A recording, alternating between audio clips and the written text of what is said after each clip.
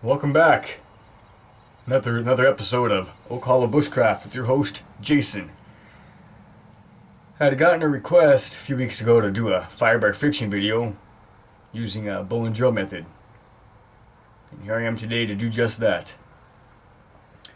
For demonstration purposes, I've gotten the parts all ready to go, but I'll go through each one, explain what they are and how they work, and the role they play into this particular fire making method.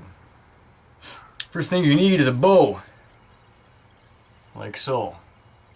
As you can see, it doesn't have to be curved, but I like it a little bit curved. This one here is more on the straighter side, because when I made it about a month ago it was curved and it just dried out straight, but it's good. It's arm's length, armpit to fingertip, slight bend, a little bit thicker than my thumb, good grip, good handle. You get too fat of a piece, it's hard to keep control of, and just makes it more trouble than what it's worth. Next piece is the spindle or drill. I also like this about thumb's width, maybe 6 to 8 inches long. I like a mid shin height. I got small shins, so that's my shin, half a shin right there. Next is your hand hold. This holds the top of your spindle while you drill. I suppose you could use your bare hand. I wouldn't recommend it, but yeah, you can't. Next is the fireboard of the hearth. This is where the working end of your drill goes. Creates the dust, in turn creates fire. Now what I've done is I've already burnt a starter hole, and as you can see here, I've carved a little notch almost to the center of the hole. I've been practicing. You can see the top one there broke. That's what happens when you get too close to the edge of the board. Start drilling away. I like it about eighth of an inch, half an inch away from the edge of the hole. You know, just to keep from doing just that, breaking.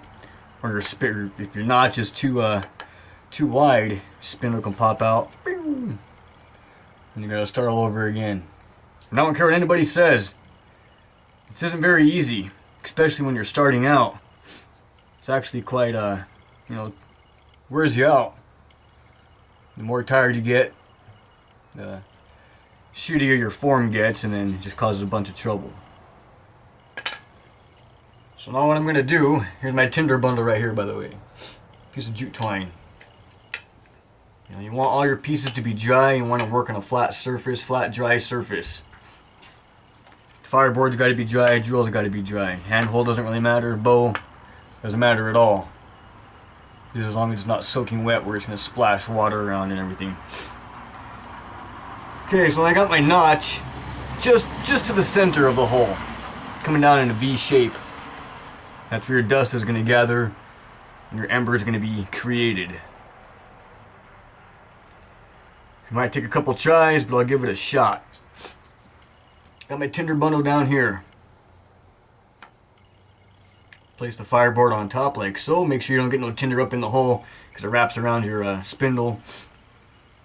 It causes a big mess. Now, form. Put your foot on the fireboard. Close as you can to the hole without getting your foot in the way or burning your shoe. It keeps the board in place. It keeps it from flopping around all over. So, I like my knee directly above my foot.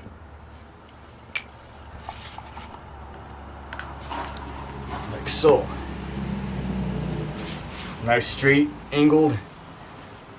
Bring your arm, brace it up against your shin. Have your arm too far out, start getting all wobbly. It's no good. You want that drill perpendicular with that fireboard, straight up and down as possible. I've noticed lately, watching myself, I kind of have a tendency to lean one way or the other. I didn't know that, and I couldn't figure out why my hole was getting all warped, but that's why. So, yeah, it helps to keep it straight, keep your back straight, your rear leg out of your way, so when you're drilling, got a free range of motion. Oh, and also the spindle. You want one end, your working end a little more stouter of a point, working end more narrower. Spins more freely up top, getting maximum friction down below is what you want. More surface area rubbing, more friction, faster it goes and better it is. Okay, let's give this a shot. I like to start out slow, get a good rhythm, start seeing smoke, start seeing billowing smoke. I increase the pressure slightly, increase the speed, and hopefully get a number. Okay, here we go.